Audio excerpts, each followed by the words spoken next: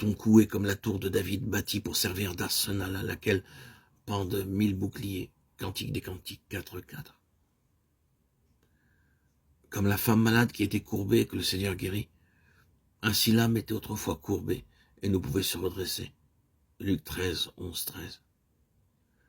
Mais le Seigneur glorifié a brisé les barres de son joug. Lévitique 26, 13. Et il compare son cou à une tour.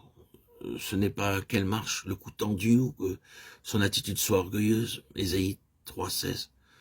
Toujours malléable, toujours docile entre les mains du Seigneur. Elle ne ressemble en rien au portrait que fait le prophète au chapitre 48, verset 4. Tu as endurci, ton cou est une barre de fer et tu as un front d'airain.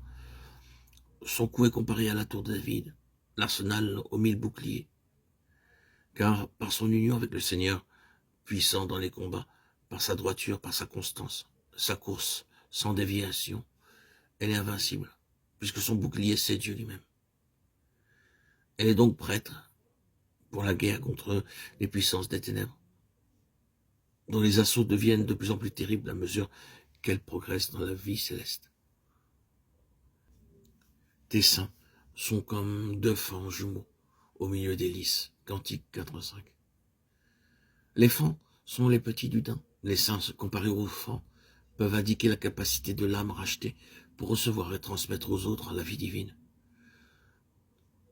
Cette capacité est encore minime, à peine supérieure à ce dont elle a besoin pour elle-même et pour son développement. Celui qui ne se nourrit que de lait n'a pas l'expérience de la parole de la justice, car il est encore un enfant. Hébreux 5:13. Vous n'êtes point à l'étroit au-dedans de nous, rendez-nous l'appareil, élargissez aussi votre cœur, demande l'apôtre. 2 Corinthiens 6:12.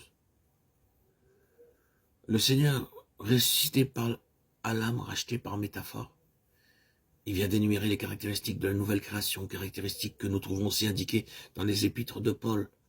L'âme est le temple du Saint-Esprit, créé à nouveau en Christ, édifié avec tous les saints, pour être une habitation de Dieu par la présence de son Esprit. Éphésiens 2:22. C'est pourquoi les yeux sont décrits sous l'image de colombe. Elle est fortifiée par l'Esprit, ce qui lui permet d'avancer dans les lieux élevés, les lieux célestes, comme les chèvres sur les monts de Galaad. Elle est renouvelée dans la connaissance. Image des dents comparée à des brebis tondues. L'âme rachetée a mis de côté la sagesse de ce monde pour être remplie de la connaissance de la volonté de Dieu. Connaissance spirituelle en contraste avec celle qui est naturelle, terrestre. Les lèvres sont données à Dieu. Aussi, le langage est selon que l'esprit pousse à parler. Purifiées dans le sang de Christ, elles sont comparées à l'écarlate. Et leur langage est aimable. L'humilité du cœur, si belle aux yeux de Dieu, a mis son sceau sur les tempes voilées de modestie. Ce qui est suggéré par les moitiés de grenade. La persévérance dans la foi est représentée par le cou semblable à une tour. Les seins, comparés à 2 fans jumeaux, disent la capacité de l'âme pour recevoir et transmettre la vie aux autres, pour leur communiquer de sa divine plénitude.